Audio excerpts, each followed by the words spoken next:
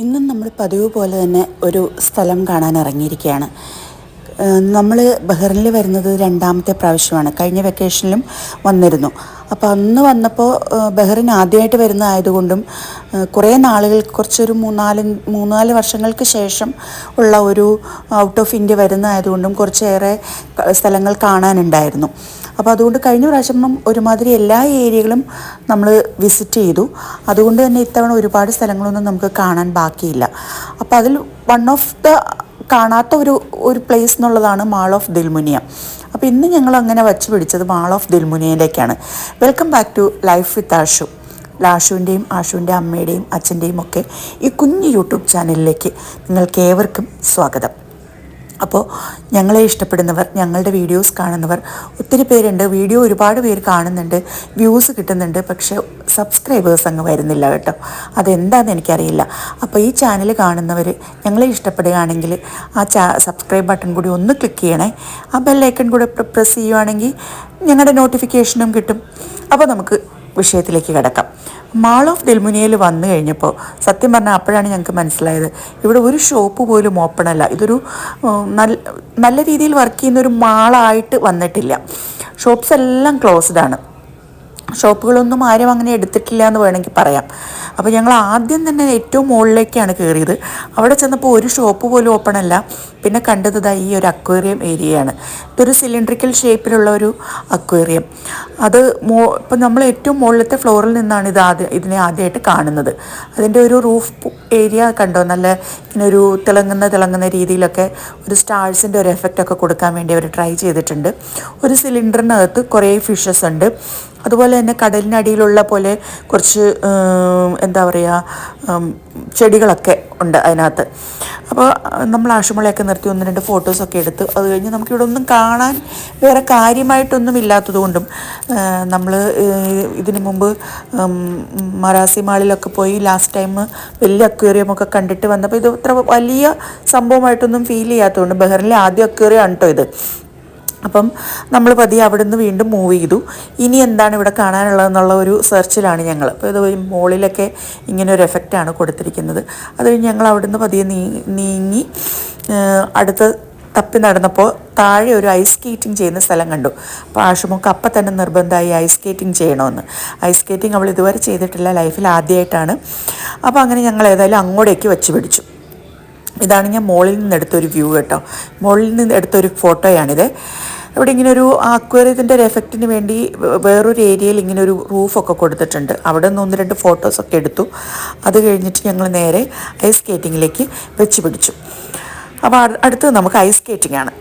Ice സ്കേറ്റിങ്ങിൽ ചെന്ന് കഴിഞ്ഞപ്പോൾ അവിടെ അവർ നമുക്ക് എൻട്രി ഫീസിൻ്റെ കൂടെ അതിൽ ഇൻക്ലൂഡഡ് ആയിട്ട് ഹെൽമെറ്റ് ഉണ്ട്, നീ പാഡ് ഉണ്ട്, എൽബോ പാഡ് ഉണ്ട്, അതുപോലെ തന്നെ ബൂട്ട്സ്, ആ ഒരു ഐസ് സ്കേറ്റിങ്ങിനുള്ള സ്കേറ്റേഴ്സ് അറ്റാച്ച് ചെയ്ത ബൂട്ട്സും കൂടി. അതായത് സ്കേറ്റേഴ്സ് അല്ല കേട്ടോ, അതിൻ്റെ അടിയിൽ ഒരുതരം സ്റ്റീലാണ്, ഒരു ബ്ലേഡ് പോലുള്ളൊരു സാധനം, അതാണ് അതിൻ്റെ അടിയിലുള്ളത്. അപ്പോൾ അതും കൂടി അറ്റാച്ച് ചെയ്ത് നമുക്ക് അങ്ങനെ ഒരു ഇതിൽ ഫുൾ ഇത് കിട്ടും. സോക്സ് നമ്മൾ സ്വന്തമായിട്ട് ഒന്നുകിൽ വാങ്ങണം, അല്ലെങ്കിൽ ഇട്ടിട്ടുണ്ടെങ്കിൽ ഓക്കെ. അപ്പോൾ നമ്മുടെ ചെരുപ്പോ അല്ലെങ്കിൽ ഷൂ എന്താണെന്ന് വെച്ചാൽ അത് മാറ്റിയിട്ടിട്ടാണ് നമ്മളിതിടുന്നത്. അപ്പോൾ അങ്ങനെ അതിലകത്തേക്ക് കയറി കഴിഞ്ഞപ്പം തന്നെ ആഷുമോക്ക് ബാലൻസ് ചെയ്യാൻ ബുദ്ധിമുട്ടായപ്പം അപ്പം തന്നെ ഈ ഒരു ഡോൾഫിനെ കൊടുത്തു. അപ്പോൾ ആദ്യത്തെ കുറച്ച് ഒന്ന് ഡോൾഫിനെ തള്ളിയിട്ട് ആൾ സ്വന്തം ബാലൻസ് ചെയ്യാൻ നോക്കിയെങ്കിലും നടന്നില്ല. കുറേ പ്രാവശ്യം അവൾ ഡോൾഫിനെ വെച്ച് തള്ളി നോക്കി. അത് കഴിഞ്ഞ് അങ്ങനെ ഒരു കുറച്ചൊരു 4-5 റൗണ്ട്സിന് ശേഷം അവൾ തന്നെ പതിയെ ഡോൾഫിനെ മാറ്റി വെച്ച് നോക്കി. അപ്പോൾ അതാ ഉരുണ്ട് വീണു. അങ്ങനെ കുറേ പ്രാവശ്യം ഉരുണ്ട് വീണിട്ടുണ്ട്. കുറേ പ്രാവശ്യം വീണ് ഞങ്ങളും കരുതി വീണ് തന്നെ പഠിക്കട്ടെ എന്ന്. അപ്പം പതിയെ പോയാൽ മതി എന്ന് ഞങ്ങൾ പറയുന്നുണ്ട്. എന്നാലും ആൾ പെപ്പ പിഗ് ഫാൻ ആയതുകൊണ്ട് പെപ്പ പിഗിൽ ഏതോ ഒരു എപ്പിസോഡിൽ അവർ സ്കേറ്റിംഗ് പഠിപ്പിക്കുന്നത് പുഷ് ഗ്ലൈഡ് എന്ന് പറഞ്ഞാണ്. അപ്പം ഞാൻ നോക്കിയപ്പോൾ ആൾ തന്നെത്താൻ ഇങ്ങനെ പെറുപെറുന്ന് പറയുന്നത് കണ്ടിട്ട് ഞാൻ വിളിച്ചു ചോദിച്ചു എന്തായി പറയണേന്ന്.